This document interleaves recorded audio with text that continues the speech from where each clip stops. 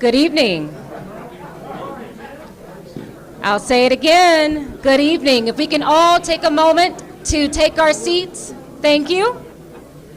We will get started. Thank you so much for your patience. Good evening. I am Chastity Malloy, President of the League of Women Voters of Coastal Georgia.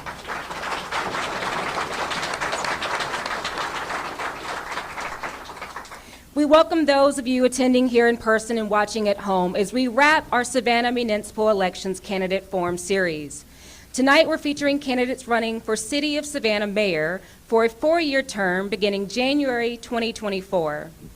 I'd first like to thank our media sponsor, WJCL 22 News, for partnering with us again, and the Coastal Georgia Center for its hospitality and hosting us here tonight. The League of Women Voters is a nonpartisan, grassroots, nonprofit organization dedicated to empowering voters and defending democracy. What began as a vital network to help over 20 million women carry out their newly won responsibility as voters in 1920 has evolved into a powerful movement of advocacy, civil rights, and social justice that engages voters of all walks of life to shape our democracy. Our goal as a League chapter is to engage voters at a local level to ensure that everyone has the right, the knowledge, and the confidence to raise their voices on the issues that matter most, like public safety, community development, and the environment. We are delighted to host this forum as an impartial opportunity to provide voters with substantial information directly from the candidates so they can decide their choice of leadership on who will represent them in deciding important issues that will shape Savannah's present and future. The moderator and candidates have all been provided with and agreed to abide by the rules and procedures set forth by the League. I will share those guidelines with you now as follows. Each candidate will be given 1 minute to introduce themselves and their candidacy. Questions submitted by the public will be read by the moderator in an order to be determined by random selection. Each candidate will be given 1 minute to answer their question. A timekeeper using colored cards will alert the candidates to the elapsed time. Green is the start of the question, yellow means 20 seconds remaining, and red is stop. The candidates will not question or interrupt each other. We also ask for no comments or applause from the audience during the forum. This is the candidates' time to share their views and our time to listen. Campaign t-shirts, hats, buttons, etc. are not to be displayed during the forum. Each candidate will be given time for a 1-minute closing statement. Cell phones must be turned off and no unauthorized video of the forum is allowed. Please take a moment to silence your cell phones now. Content of the forum is the property of the League of Women Voters, and unauthorized use of content is prohibited. The forum can only be broadcast with the express written consent of the League of Women Voters, and no candidate may use or edit the footage for campaign purposes. Before we begin, I'd like to thank the candidates for agreeing to participate in tonight's forum, and to Hank Reed and his lovely wife, Heidi Marie, for serving as our timekeepers.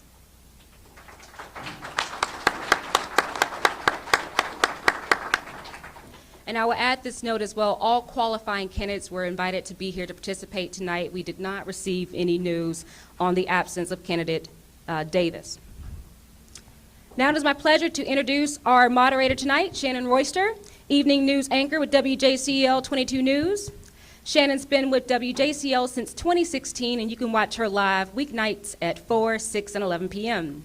Shannon has won a regional Emmy, several regional AP awards, and has earned numerous local service awards for her community engagement. Let's give our candidates a round of applause as I turn the mic over to Shannon.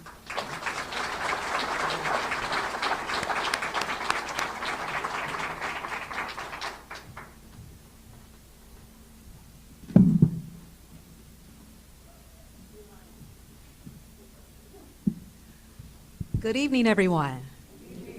First off, can everyone hear me? Yes. All right, this is an appropriate tone. I would first like to thank the League of Women Voters for asking me to moderate tonight's Savannah Mayoral Candidate Forum. I would like to thank the candidates for participating, and for those of you in the audience and those who are streaming for joining us this evening. We are going to get right into it, beginning with opening statements. Each candidate will have 1 minute for opening comments. After drawing numbers, We will begin with candidate Johnson. Thank you and good evening, everybody. I am blessed to serve as the mayor of the greatest city on earth, and we call her Savannah. And as your mayor for the last 4 years, we have led this council in helping keep Savannah safe through COVID. We have kept violent crime down. We have had the lowest millage rate in 35 years. We have made unprecedented commitments and investments in not only affordable housing, but also addressing the needs of our neighbors who don't have roofs over their heads. We have made unprecedented investments in recreation. We have made unprecedented opportunities, taking advantage of unprecedented opportunities to be able to make sure that those visiting our communities have the opportunity to pay for the things that are important to us. We're more communicative, we're more transparent, we're more accountable, and I'm happy to serve as mayor, and I'm asking for 4 more years. Candidate. Hello, Savannah. I'm Keisha Gibson Carter. I am a humble public servant. I am a bold leader, and I am a passionate advocate. 4 years ago, you sent me to City Hall after garnering the most votes in the 2019 election, only second to Alderwoman Alicia Miller Blakely. With that mandate, I had work to do. I went to City Hall to stand up for you, to speak out for you, and to expand my experience under the Gold Dome into your homes. Since that time, you should also know that I'm a wife. I'm married to Coach Carter of 27 years. Together, we parent 3 children, 2 adults, Jones, who is a Army specialist. Hey, baby, I'm so glad you're here. I have a daughter who is a junior in college, soon to be a graduate, majoring in agriculture economics. And I have a student here in Savannah Chatham Public Schools. I'm also a proud grandmother. Most of all, I am Savannah bred and fed, a graduate of Savannah High School, Fort Valley State, and Savannah State Universities. I'm so sorry. All right, let's move on to our first question. And that question is for candidate Johnson. As a current member of City Council, can you describe a situation in which you have been able to find common ground on an issue with someone you initially disagreed with? And what did you learn from that experience?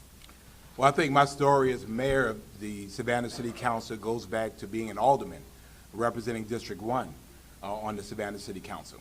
The reality is that issues, we have issues that we agree with or disagree with. The goal is never to make them personal. There were several issues. As a matter of fact, I believe that our housing plan, our Housing Savannah Task Force, was something that was not universally accepted by all members of council. However, the fact is we were able to show by data that Savannah had a significant affordable housing issue. We had 10,000 less houses than we needed to make sure that housing was affordable for those who needed it. And now this program, this plan, has yielded $122 million of investment in 2022, which was way more than the $22 million that we had originally imagined. Thank you. Candidate Gibson Carter, same question. As a current member of City Council, can you describe a situation in which you have been able to find common ground on an issue with someone you initially disagreed with, and what did you learn from that experience? Thank you for that question. You, our citizens, should know the way our government works. For the majority of the items that are presented to us every other week on our agenda, we have to find common ground to keep the lights on and to keep our water clean. So every time we are taking a vote where we have to vote for those public safety issues, where we have to take votes on health and human services, and where we have to take votes on those things that keep our local government human resources empowered, we are locked in step. 80% of our votes essentially are of a collective whole. Otherwise, we would not have a government of harmony. Thank you so much. Now we're going to begin with candidate Gibson Carter. The City of Savannah currently funds the operation of a free nighttime ride service called the Downtowner that provides transportation to anyone within the service boundaries, mostly located in the downtown area. The city provides the service at no cost to alleviate public safety and parking concerns, especially those faced by hospitality and food beverage workers. Do you believe the taxpayer-funded service achieves these goals? Not wholly, however, it does provide some semblance of support to our hospitality workers. Unfortunately, the rideshare program is grossly underused by our tourism, by individuals who work within our tourism industry. I would like to see us exercise more effort and outreach so that we can increase that ridership. Nonetheless, we have seen the level of gentrification and forced displacement whereby individuals in our community, most of them now live in our South Side corridor and even out of the city limits of Savannah. So expanding that ride share opportunity for our citizens to actually be able to ride in from the South Side, to ride in from Pooler, Port Wentworth, because this is where the City of Savannah residents, or who were City of Savannah residents, they now live in Guyton, Effingham, Hinesville. The citizens who were born, raised, grew up here, they can no longer afford to live here. They can only come in for work. Candidate Johnson, same question. Do you believe the taxpayer-funded service, the Downtowner, achieves the goals of alleviating public safety and parking concerns? I believe that it does and it will. Under this administration, the DOT shuttle, what it's called, was expanded to the Cloverdale and to the Carver Heights communities, as well as Thomas Square. We recognize that as we talk about issues of equity, we know transportation remains a barrier for people to have self-sufficiency.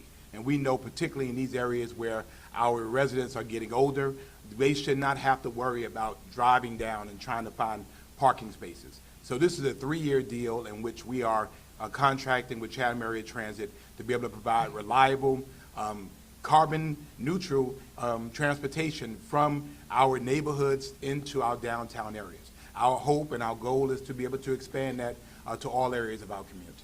Ms. Royster, if I may, I need to have some clarity. Your question was about the DOT. The response that the mayor is giving is based on a $7 million item that we just voted on about 2 weeks ago. So those are two different programs. We're talking about this program whereby the City of Savannah, in partnership with Chatham Area Transit, invested $7 million for transportation to the Cloverdale, Carver Village corridors from the downtown areas. Now, you were referencing the DOT. The DOT is much different than that. Candidate So Johnson, would you all like have your to- questions mixed Well, up. I think, again, we've been doing the Carver Heights and Cloverdale part of that shuttle for months now. We just That's we what happens just when you get the codified a answers. new 3-year program on that.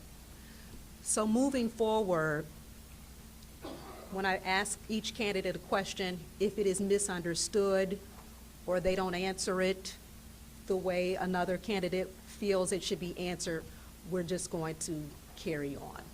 Well, that's what happens when you have the questions first. No. All right.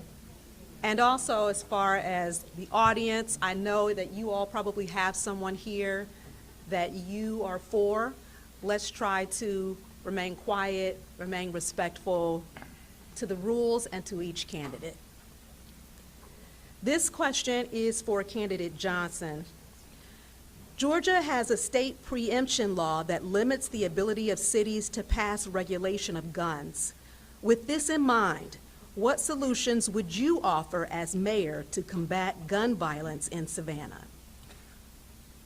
Well, this is something that's very, very important to me, and we continue to deal with issues of preemption. Every year I've been on council, we've ensured there has been a legislative priority for the city of Savannah to deal with issues of responsible and common sense gun ownership.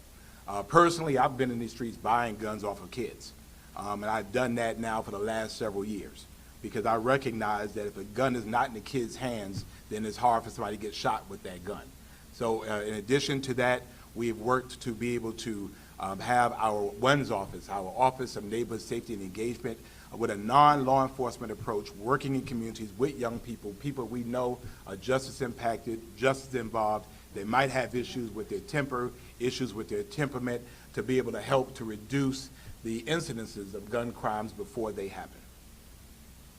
And candidate Gibson Carter, in a Facebook post on qualifying day, you stated a mayor's #1 priority is to keep the city and her citizens safe.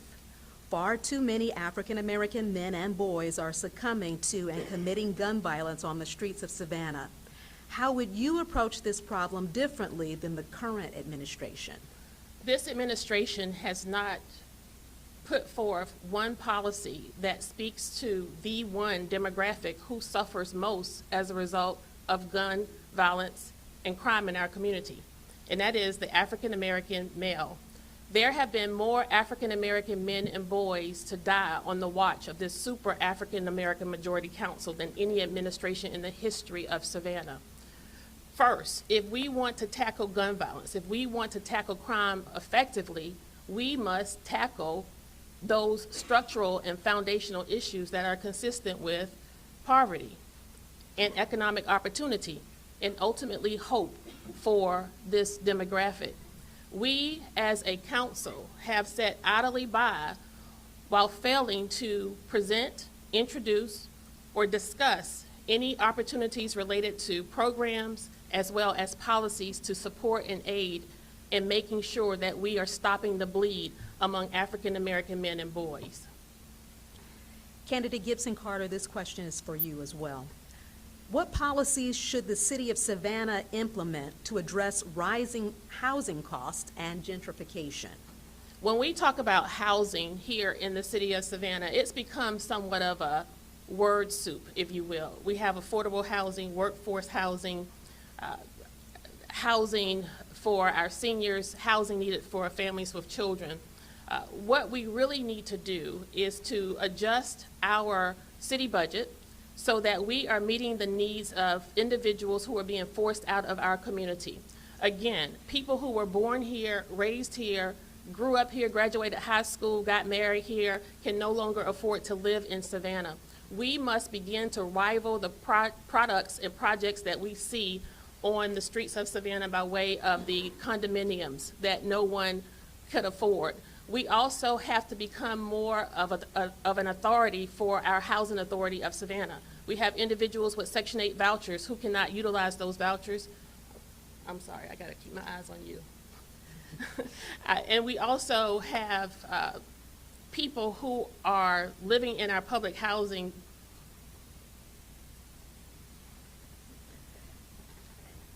Okay, same question, Candidate Johnson. What policies should the city of Savannah implement to address rising housing costs and gentrification?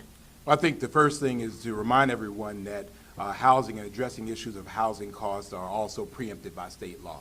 That being said, this council has invested more in making housing affordable. If you go into Savannah Gardens, which just was in the infancy at the beginning of this administration, we continue to build it out. Our Affordable Housing Fund has had more investment than it's ever had before, helping provide a second mortgage to keep homes affordable.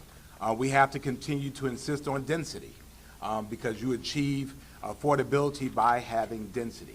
And we have to help our community. That we can't all say we want housing affordability, but then turn around and say, not in my neighborhood, not in my backyard. And so for us, it's a mixture of a variety of tools. Some we've already begun to implement. One is inclusionary zoning that we are hopefully going to be voting on soon to help us to achieve issues of housing affordability, both at the apartment level and those for home ownership. Candidate Johnson, balancing tourism and residential needs requires collaboration between local officials, residents, and businesses to create a thriving community. What policy solutions do you propose to achieve this balance? Well, it's a continued calibration to make sure that Savannah remains livable. Everybody wants to visit Disney World. Nobody wants to live in Disney World. And so a lot of people come visit us, but we have to make sure there remains a place where people want to live. I propose a livability task force to be able to help to calibrate the difference between maintaining livability and the business needs that we have in our community. Further, as a part of our last study as it relates to that, I'm proposing an entertainment zone in which you can determine activities that are within a specific zone or zones within our community, and then areas that are residential that would have different rules. I think those are some of the ways that we can help to be able to balance the two. We know that visitors pay some of the bills that we have here, and now through our hotel motel tax, which was passed after 7 years, our visitors now pay more of the bills to help keep our lives here more affordable. Candidate Gibson Carter, same question. Balancing tourism and residential needs requires collaboration between local officials, residents, and businesses to create a thriving community. What policy solutions do you propose to achieve this balance? For far too long, the liberality we have extended with regard to our tourism industry and for those who visit Savannah has not kept pace with maintaining order for residents in our downtown Savannah area. What you all should know is that people who live in our downtown corridors are residents of Savannah. They are not a part of the tourism industry. They want a healthy quality of life.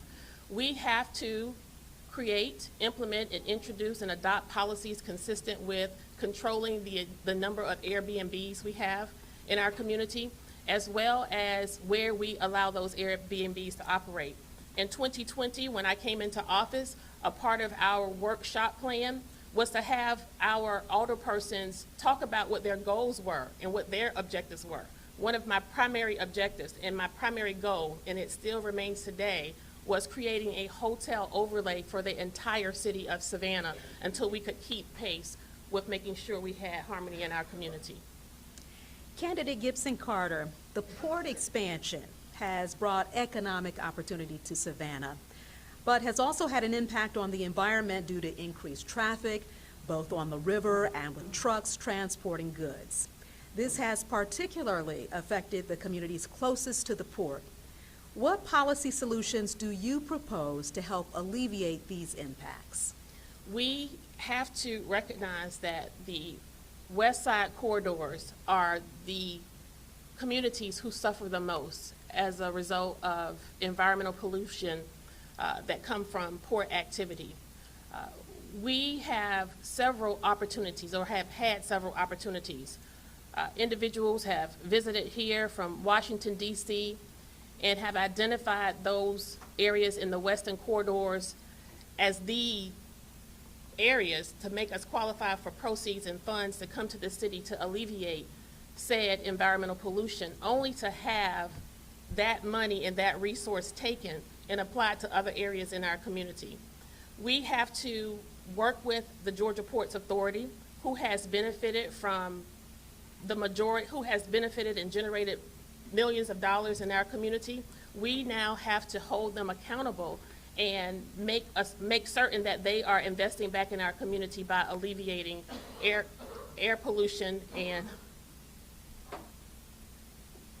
You can finish your sentence if you're in the middle. You can finish that sentence. To make sure that we are alleviating pollutants in the air. We have the need for air purification devices in these areas. Communities like Ogeechiton, individuals have had asthmatic conditions as well as, okay. Same question for you, Candidate Johnson. What policy solutions do you propose to help alleviate the impacts of port expansion? Well, I think everybody knows that the Port of Savannah is really the state of Georgia's port.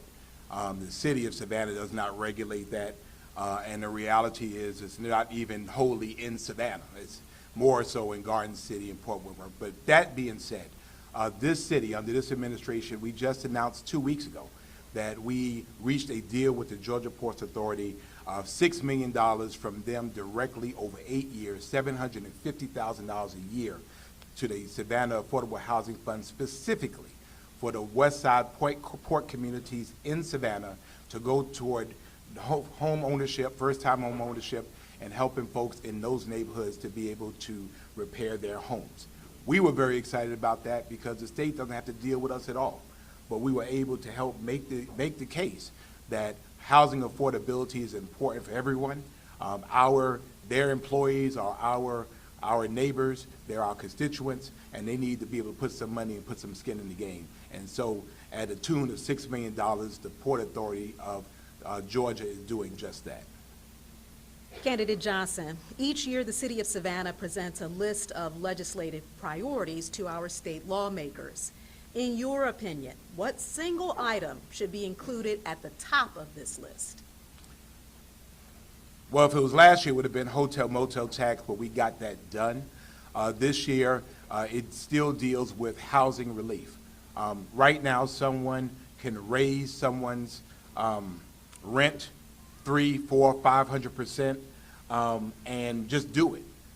When we call a state of emergency, there are provisions made against what's called price gouging, raising the prices too high in order to gain an economic advantage. I think that the state of Georgia can provide housing stabilization to prevent landowners or landlords from being able to gouge people by raising rents unfairly, unreasonably, and in a gouging manner. Candidate Gibson Carter, same question. Each year, the City of Savannah presents a list of legislative priorities to our state legislators. In your opinion, what single item should be included at the top of this list? For Savannahans to remain Savannahans, it would definitely be rent control. For 4 years, we have had the opportunity to get this right. And as a result, we have lost nearly 10,000 Savannahans from our community as a result of the forced displacement and gentrification that's rapidly occurring in our community. And so we have the opportunity now before the delegation. You see, there are ways whereby our council could engage individuals who have housing stock and petition our council for special interest permits, special use permits. We are able to negotiate and to collaborate with those entities, but we have failed to do so time and time again, allowing for these mass developments in our communities that Savannahans simply cannot afford. Working class people, individuals with 2, 3, and 4 college degrees can no longer afford to live in Savannah. Candidate Gibson Carter, how would you approach your role as mayor differently than you would your current position as an alderperson? As mayor, I am so excited to work with a group of district representatives who I can empower. The job of the mayor is to work alongside the council. We have one voice and one vote. With that one voice and that one vote, we make up the collective whole. This is not a dictatorship. This is not a tyranny. This is a democracy. The very first thing I would do, I will change the rule of council that prohibits a sitting alderperson from presenting, introducing, or even discussing legislation or an idea. That within itself promotes an opportunity and empower our district representatives to effectively carry the voice of their citizens. Thank you. To Candidate Johnson, what changes would you make, if any, in your approach to your role as mayor if elected to a second term? I'm just praying for a year where we don't have no ethics complaints. Praying for a year where people are not calling each other names and making unbaseless accusations about people. I'm just praying for an opportunity to be able to work with people and people not cuss you out or blast you on Facebook. The reality is that this is a part-time job. These are citizens in this community, people who give up the best of their time and their service. And the fact is, I've served here for a while, and I've served with people I did not agree with. But the fact was, I always respected them. And I respected the fact they were sent here by this community to be able to serve. And the fact is, because we don't agree on the issue today, don't mean we can't agree on the issue tomorrow. Unfortunately for us, beloved, it's become personal. It's become ugly. And I'm looking forward to a term where that does not happen. People in Savannah deserve better than that, and I'm hoping to deliver better than that. Candidate Johnson, moving forward, let's refrain from the applause right now, everyone. At the end, everyone will be able to clap. Although under development in Bryan County, the Hyundai Manufacturing Center will likely bring an influx of new residents to Savannah. This may put a strain on existing infrastructure. What steps should Savannah take to prepare for this regional population boom? That was for candidate Johnson. Repeat the last part of the question, please. What steps should Savannah take to prepare for this regional population boom? And we continue to ask the state through the Joint Development Authority. The reality is that Georgia is the best state in which to do business, but we're working hard to make sure that Georgia is the best state in which to live. The reality is economic opportunities are coming. We have to make sure that communities around are able to take advantage of those by having the things that are really most important: housing, transportation, and childcare. The reality is that regionalism doesn't do it alone. We're going to need significant state help, significant state follow-through to help to fast start many of these initiatives. Because the reality is this plan is as great as it is, as big as it is, as massive as it's going to be, is causing ripple effects that this region just is not ready for. The fact is, if you used to go out on I-16 and it took you forever, it's going to take you forever and a day to be able to do that. If you're having issues of housing, particularly in areas where people are not used to that density, those issues are going to be there as well. And of course, childcare is and remains a challenge if people are going to work in a 24-hour plan. Candidate Gibson Carter. Same question. Although under development in Bryan County, the Hyundai Manufacturing Center will likely bring an influx of new residents to Savannah. This may put a strain on existing infrastructure. What steps should Savannah take to prepare for this regional population boom? Once again, Savannah is growing and booming. For who? Not you. We have, again, allowed the cart before the horse. And so now it's time to play catch up. Nothing pains me more than to hear politicians talk about the housing and childcare that we need for people who are coming here, when the people who already live here, born here, grew up, graduated here, can no longer afford to be here. So before we look to alleviating anything for anyone coming here, we must first take care of who we have.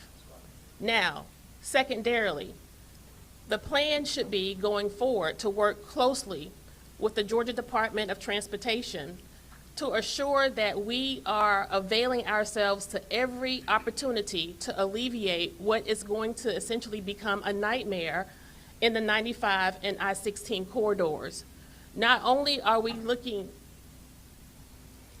And you all, I know that it's going to be really difficult. I know that your candidate says something you like, you want to clap, but you're honestly slowing the candidate down when you clap. They have to stop. They have to collect themselves to continue to go.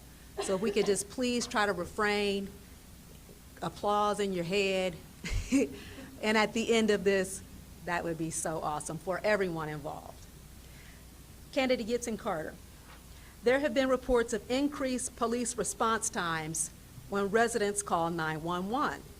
While there are a number of possible causes, many think this is due to a shortage of officers. So what do you think is the best way to attract and retain officers?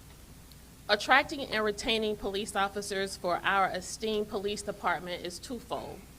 We must first take care of those who take care of us. As leaders, when we expect for police officers to protect and serve, it is our duty to protect and serve them.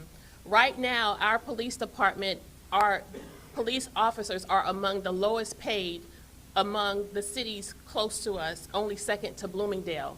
And that's with this fictitious raise that we continually talk about that's been absorbed by the cost of living as well as inflation. And so when we look at the issues related to our police department, the first thing as a mayor I will not have is a full-time security detail taken away from the citizens of our community. Right now, the mayor has more police officers on his detail than police your neighborhood. And we need to do better by that. We also need to equip them with opportunities for retirement as well as shift differential pay and increase the bottom line of their pay. Savannah generates the most money in Georgia, only second to Atlanta. Our police officers need to get paid as much or just as much as Atlanta officers. Candidate Johnson, same question. There have been reports of increased police response times when residents call 911. While there are a number of possible causes, many think it's due to a shortage of officers. So what do you think is the best way to attract and retain officers? Well, you have to look at it from two sides. The first side is that we have a severe shortage of 911 operators that the city does not control. That's under Chatham County. But the reality is I'm the only person up here who voted for a raise for our police officers to bring them to $50,000. The other person up here voted against the raise for our police officers. The other person up here voted against the $48,000 for our firefighters. The fact of the matter is, if we're going to attract, if we're going to retain the best in law enforcement officers, pay is only a part of it.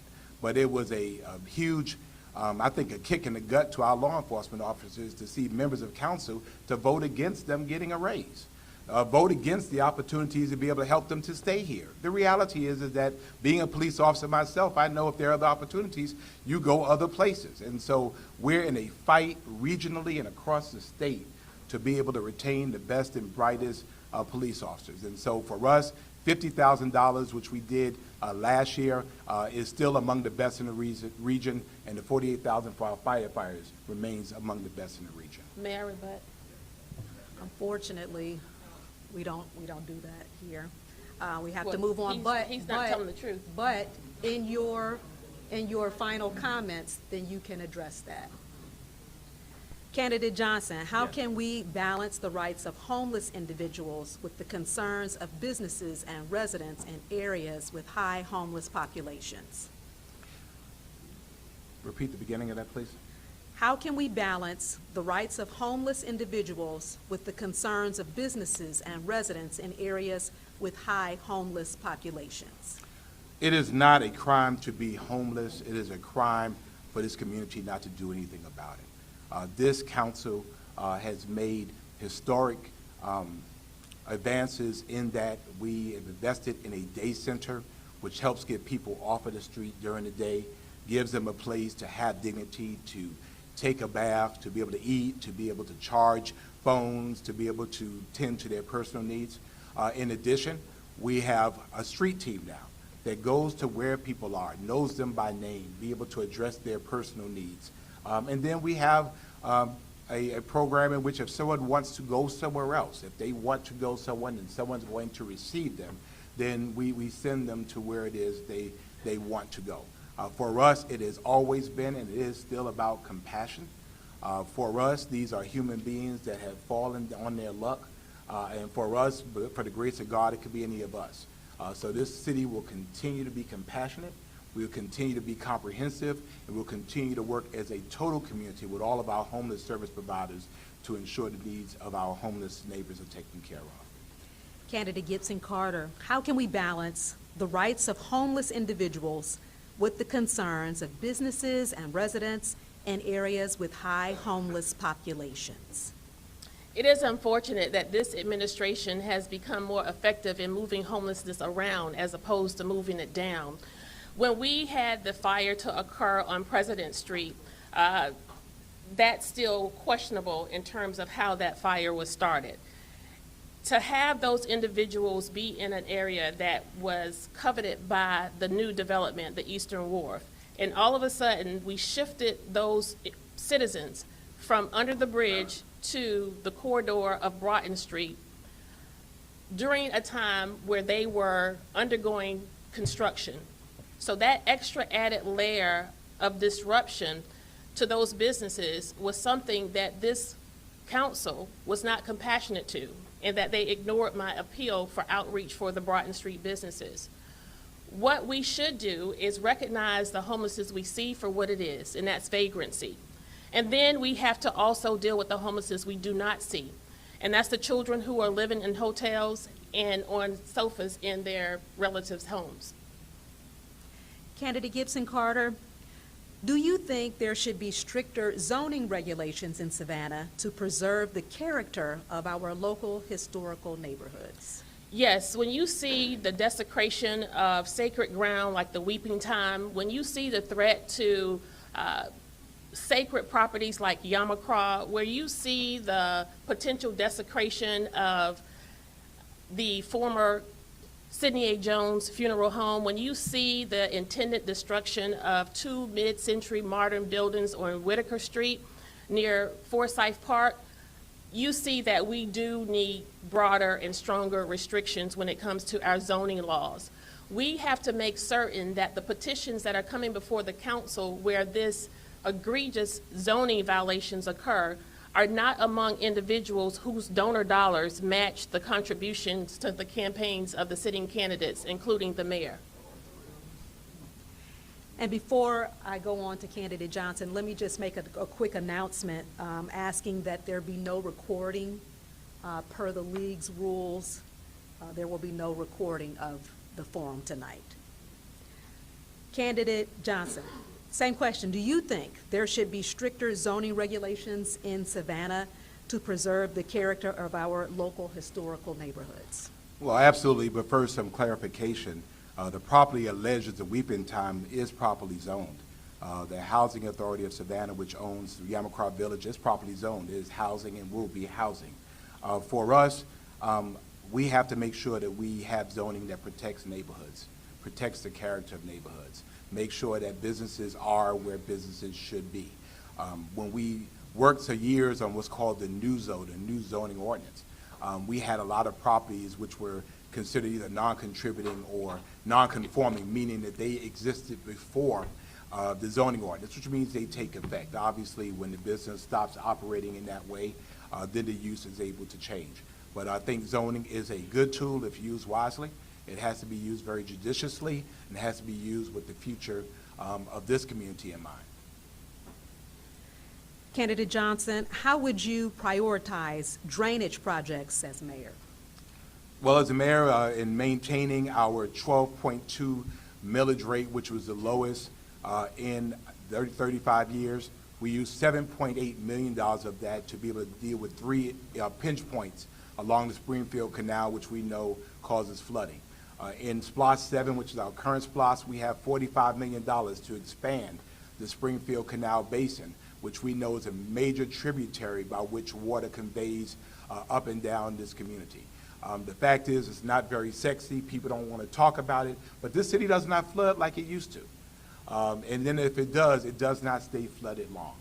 We have to continue wherever we can, however we can, to be able to put money into the ground to increase conveyance. And that's why I proudly stood with my colleagues to maintain the current millage rate at 12.2, to put the $7.8 million of growth into the ground to be able to help move water, to help fix those pinch points which were flooding people's houses and neighborhoods. Candidate Gibson Carter, same question. How would you prioritize drainage projects as mayor? I would make the most underserved, underrepresented districts first, including the district that this mayor served for 16 years, now 20 as mayor. You would think that after 16 years of representing a district that was most underserved, most underrepresented, amidst the times where you actually were a part of the voting majority, that the first priority you would have when you became mayor was to take care of Cloverdale, Carver Village, and Brickyard. But instead, we, on the back of the tax dollars, create this imaginary need to keep the millage rate the same so that we increase revenue for slush funds for the takers and the makers, as opposed to passing those savings on to our taxpayers. We should not have increased the taxes of our citizens. Candidate Gibson Carter, one of the items on the 2023 list of the City of Savannah's legislative priorities list was the expansion of speed camera zones.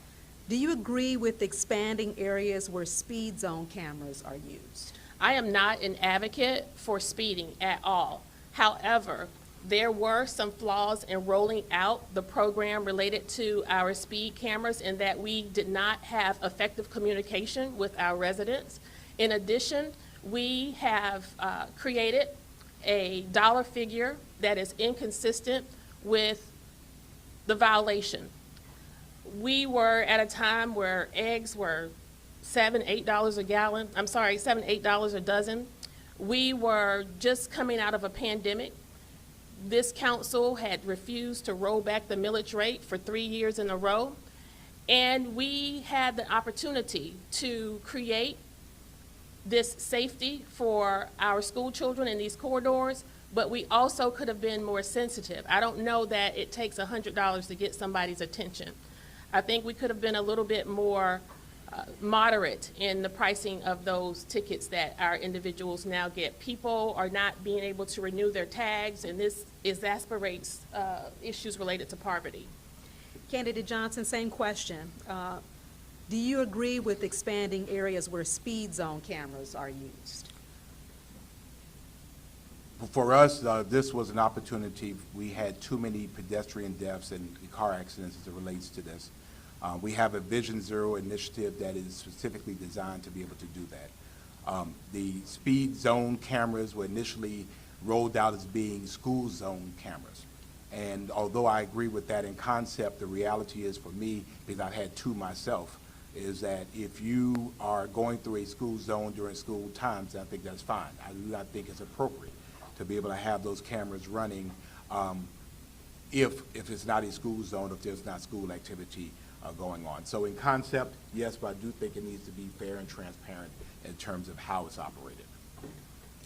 Candidate Johnson, as a Savannah resident, can you name an issue that negatively impacts your quality of life? I think gun violence continues to impact all of our quality of lives.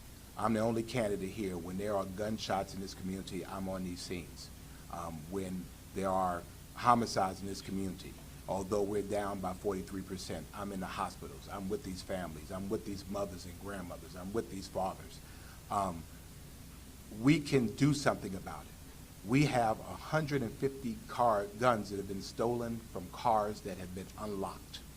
150 at least through the first 9 months of this year. We have too many guns. We have a fascination with guns. For me, it's about making sure that people who want to pull trigger in this community are held accountable, which is why we hired a U.S. attorney to be able to address issues as it relates to gun crimes and gang activity on a federal level, because we have to get the attention. If people want to do gun activity in this community, if they want to carry guns illegally, then the consequences have to be certain and they have to be severe. Candidate Gibson Carter, same question. As a Savannah resident, can you name an issue that negatively impacts your quality of life? Crime. How safe do we feel as Savannians? We have far too much crime happening on the streets of Savannah.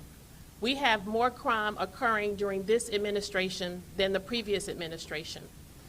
When it comes to homicide, one death in one family and one more funeral is far too many.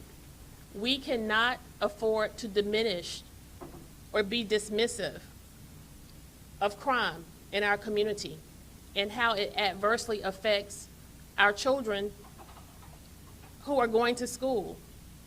Hearing gunshots as they lie in their bed,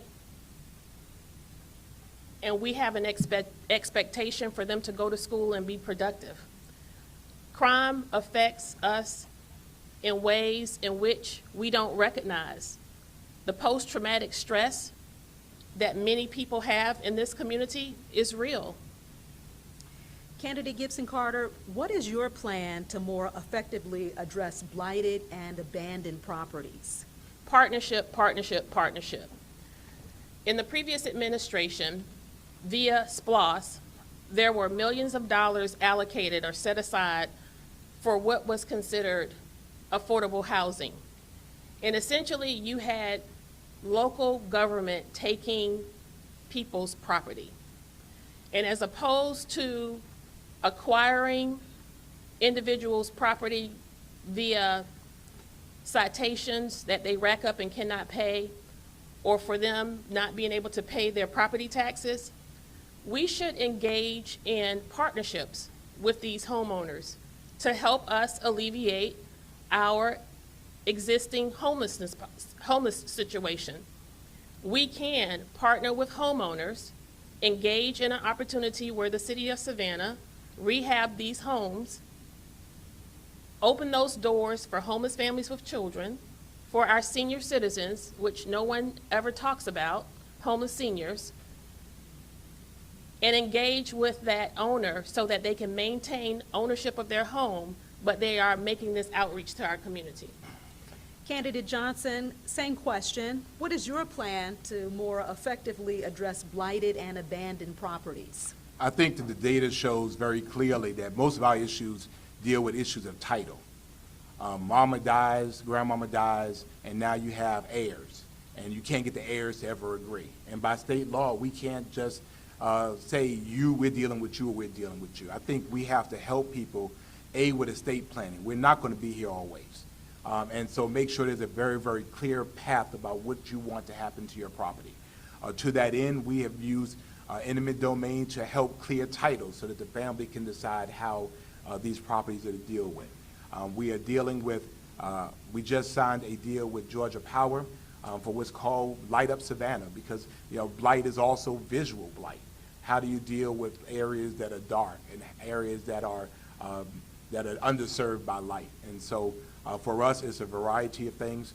It's making sure people are able to stay in their homes, which is why I'm so proud of the partnership with the Georgia Ports Authority, which in our underserved communities will help people fix their houses up so they can stay in them. Candidate Johnson, should the city prioritize funding for the revitalization of public parks and recreational areas? Yes, and we have. Recreation Reimagined continues to really look at the way that we do not only recreation but athletics throughout our entire community. It is a long-term investment that we have to make. Our community should have facilities that our young people should be able to enjoy, and I propose that we continue to work with Chatham County to find ways that we can combine forces. I think that in ways there's just too much duplication in many areas.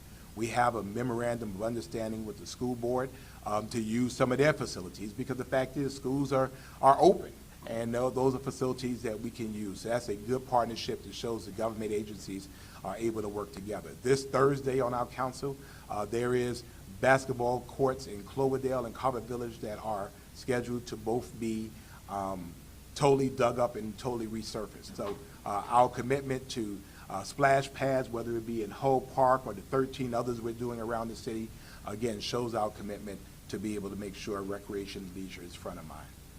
Candidate Gibson Carter, same question. Should the city prioritize funding for the revitalization of public parks and recreational areas? Yes, we certainly should. And once again, it's too little, too late.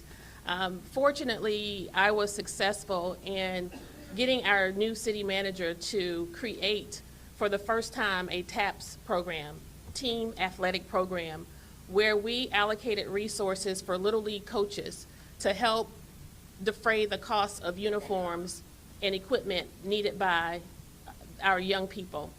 We saw this as an opportunity for us to backdoor our way into averting crime in our community and as a way of being proactive.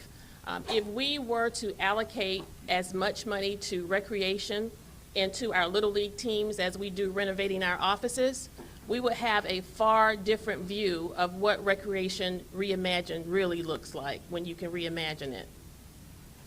Candidate Gibson Carter, is there a need for increased transparency and accountability in local government? And if so, how would you propose this be achieved? I'm glad you asked. First, we will start by having all sitting elected officials sign on to an ethics ordinance that I have been trying to push since my time in office. We have far too many legacy contractors recycling through the City of Savannah budget. Once again, look at the campaign disclosures. When you look at those disclosures, they match the votes of individuals on council who refuse to recuse themselves. We will, in addition to that, we will work within our purchasing department. We need to do a total overhaul. I submit to you, Savannah, if local government contracts went away, legacy wealth in this town would choke and die. Candidate Johnson, same question. Is there a need for increased transparency and accountability in local government? If so, how would you propose this be achieved? There's always room for improvement and improved transparency. We have an ethics ordinance. As a matter of fact, my opponent has been found guilty twice of violating it. And I think that shows that obviously there is an ethics ordinance that works.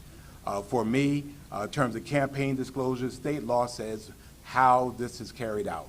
And through this administration, before you had to do open records requests, now you can go right to our website, right on the front page of the clerk's office, and you look at anybody's disclosure, because we want to be very clear and understanding about where it is. If there is an issue of someone saying that anyone violated ethics, voted and unethically, then obviously there is an opportunity for anyone to be able to raise those issues. In my 20 years of office now, there has never, ever been an ethics complaint related to that as for me. These next three questions come from students in our area. Candidate Johnson, how will you bring opportunities for career development and academic advancement to the youth of Savannah? I think everyone knows that I'm probably the most pro-youth councilman that's probably ever lived. I personally mentor. Right now, over 50 kids in this community through both the Chatham County Youth Commission, which I've led for the last 28 years, and the Savannah Youth Council now in its 20th year. So young people are very important to me. We have to make sure that they have a very clear pathway to being self-sufficient. And so therefore, it's very important to me in working with our school board and making sure that all of them don't have to go to college, but they need to have a skill. I am a big proponent of vocational education. I'm a big proponent of pathways. I'm a big proponent of internships and being able to create ways for people to learn and get where they want to be able to be. And so I continue to not only provide opportunities. I saw some of our youth ambassadors here and members of our youth programs here, because the fact is that we have to grow our own bench. We have to raise our own talent, and I'm committed to doing that. Candidate Gibson Carter, same student question. How will you bring opportunities for career development and academic advancement to the youth of Savannah? When I think about academic advancement and career opportunities, I first think about our local colleges. We've missed opportunities for town and gown projects, whereby we could have paired our college students to be interns for each of our council members. The interns we have had have been only absorbed by the mayor's office, which have been to no benefit of the broader spectrum of our elected leaders at the city of Savannah. We can also engage our youth by partnering with our local Board of Education. I imagine that me and my new council will have a program whereby we adopt a school. Each council member should be willing to adopt a school within our local Savannah Chatham public schools. And Candidate Gibson Carter, this one's a very popular subject, of course, public safety, and a student question tonight. How do we as a city and community move forward when our peers are murdered or shot time after time on our streets? What's the plan to address and decrease gun violence? This is an issue that is near and dear to my heart, and when I become mayor, it will be among the first issues that I tackle along with my council. We will engage in a way in which we start working with our local pastors, not as our friends and our buddies, but our local pastors who will actually be boots on the ground and help us provide all of those resources related to post-traumatic stress. In addition, we need to engage in establishing teams of counselors that go out and work alongside the pastors, professionals, social workers, and counselors, acquiring information related to following up with these individuals, what schools they attend, what is their home life like, and making certain that the city of Savannah is partnering with the Criminal Justice Coordinating Council to help these individuals recognize what services are available to them at the state level when they become victims and witnesses of crime in our community. In addition, I believe if somebody died on the street of Savannah, the city of Savannah should invest in that family's homegoing. Candidate Johnson, same question. How do we as a city and Yes. community Yes. move forward when our peers are murdered or shot time after time on the streets? What's the plan to address and decrease gun violence? Well, again, although we don't revel in it, homicides are down in this community 43%. Aggravated assaults with guns are down 14%. But the fact of the matter is, I'm not home. I'm in these streets. I'm with these young people when these incidents occur. We have a partnership with pastors and members of our faith community. It's called our Soul Patrol. They're already out there working, and I attribute some of their work to already keeping our numbers down. We already have a behavioral health unit, which we've expanded under this administration to be able to deal with issues of mental health. We already have a mutually beneficial relationship with our school system in which if something happens in school, we know about it at the city. If something happens in the city, they know about it in the school. So we're communicating. We have a program in which Savannah was a founding member called The Front Porch, which is a community-wide initiative of us working together to address issues of young people that are having issues. For us, it's about collaboration. It's about working together, and we're doing that. If you're engaged, you know that. Candidate Johnson, how would you get the youth to be more involved in things concerning their local government? Well, because of 28 years of me being on the Chatham County Youth Commission, serving as their director, and co-founding the Youth Council in 2004 with Mayor Otis Johnson. The fact is, we have the top youth governmental engagement programs in the nation. We have created more youth programs across the nation from people looking at the models that are here. That's why these young people are here. That's why they come to city council meetings, because we have to build our bench.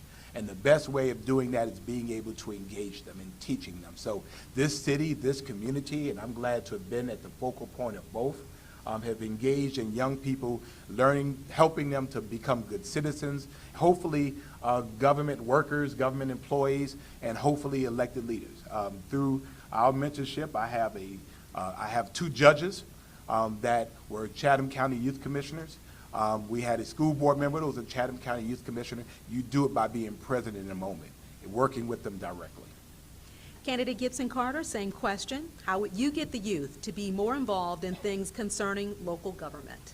Well, we have to think outside the box and change with our environment. We have to engage our youth in a way that is non-traditional. In addition to that, we have to go into the far reaches of our community. We cannot just only recruit the creme de la creme of youth in our community. We have to go and reach out to individuals who ordinarily would not be able to connect or communicate with those of us who are at the top in local government. We have to cast our net wide and broad so that we are reaching those students who really, really need the support.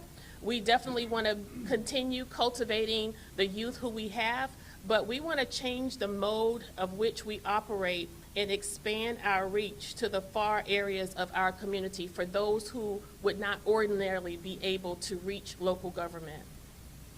And that, ladies and gentlemen, was the last question of the evening. Right now, each candidate gets 1 minute for their closing statements. And we want to begin with candidate Gibson Carter for your closing comments. My final hello for tonight, Savannah. As your next mayor, I will continue to advocate for you as I have so passionately. I will continue to serve you as I have humbly, and I will continue to lead you boldly. I am, if you haven't noticed, still standing in the face of many challenges, in the face of much judgment and ridicule. I am battle-tested. I am proven, tried, true and true. And so what I want to say to you, Savannah, is you sent me to City Hall after garnering the most votes in the 2019 election, only second to Alderwoman Alicia Miller Blakely. You sent me with a mandate, and that mandate was no more establishment politics, no more business as usual, no more investing in brick and mortar, but in short order, you wanted us to invest in flesh and blood. You see, I come to City Hall with a set of blended experiences that I didn't learn at Fort Valley or Savannah State. It's a real life lived experience as Janice Elaine Smith Richardson's daughter. It's a real life lived experience as the former director of the Rape Crisis Center and Interfaith Hospitality Network and senior citizens and working with youth and violent offenders. And thank you. Candidate Johnson. All right, everyone, we have one more candidate. We have one more candidate. If we could just settle down, one more candidate, please. Candidate Johnson also has 1 minute for his closing statements. It doesn't matter how many votes someone got sent by. You sent me to be your mayor. And the reality is you have a very important choice to come up. You've had 4 years to judge our performance. You've had a front seat to what's been going on. And you have a choice on November 7th. What are you going to choose? Divisiveness or decisiveness? What are you going to choose? Inclusion or exclusion? What are you going to choose? Victorious or victimization? What are you going to choose? Dignity or drama? What are you going to choose? Face-to-face or Facebook? Ladies and gentlemen, I submit to you, no one goes harder for this city than Van Johnson. I wake up with you on my mind, I go to sleep with you on my mind, and if I'm not getting no sleep, you're on my mind. I'm in these streets every place, everywhere I can go, around everybody to bring this community together. And I make no excuses for going everywhere I can go and addressing the needs of everybody. I'm the mayor for this entire city, and I want 4 more years to be your mayor.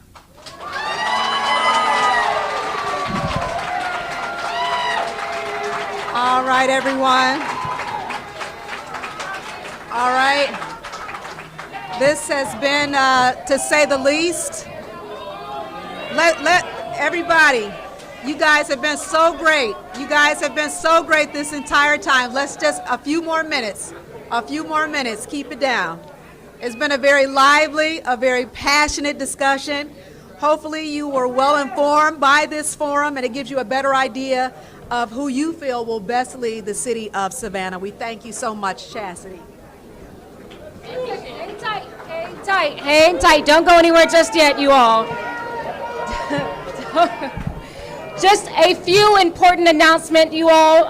Let's collectively give both our candidates a round of applause, both of them.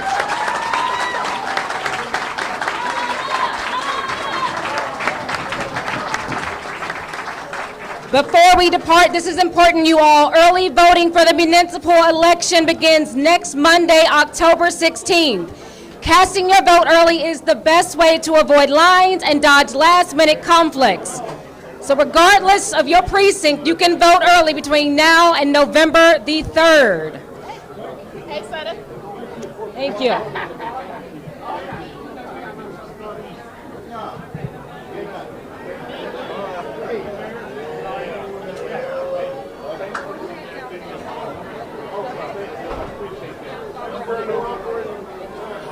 Thank you. Hey, I try to keep my eyes in front of the camera.